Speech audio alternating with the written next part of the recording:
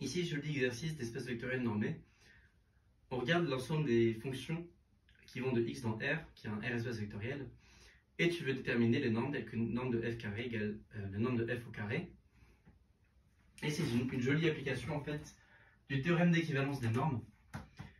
Déjà, une norme qui vérifie ça, c'est la norme infinie. Parce que la norme infinie de f2, c'est le carré de la norme infinie de f. Ok?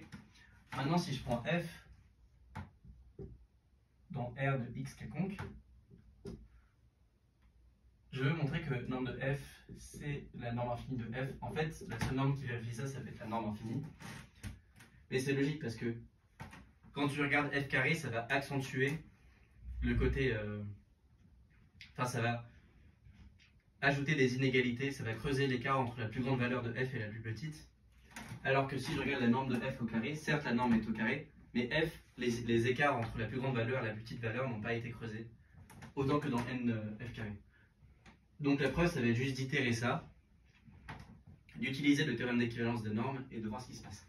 Ok, donc je sais que j'ai n plus petit que c norme de f infini plus grand que c petit c norme de f norme infinie. Ok, ça c'est juste le théorème d'équivalence des normes entre n et norme infinie.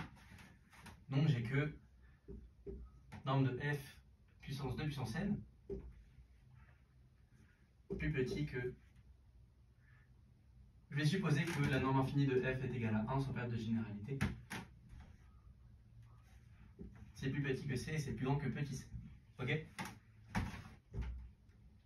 Mais maintenant c'est terminé parce que ça c'est juste la norme.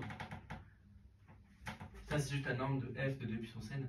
Donc ce qui s'est passé, c'est que j'ai utilisé cette inégalité là sur f de puissance n pour un n quelconque. Voilà que norme de f est égale à 1, ce qui est égal à la norme infinie de f. Et on a fait ça pour f quelconque, ce qui conclut. Si la norme de f était strictement plus grande que 1, alors les puissances de n de f exploseraient. Et si la norme de f était strictement plus petite que 1, alors ça tendrait vers 0, ce qui est en contradiction avec le fait que ce soit plus grand que c, qui est strictement 0. Ok. Donc joli exercice d'application du théorème d'équivalence des normes.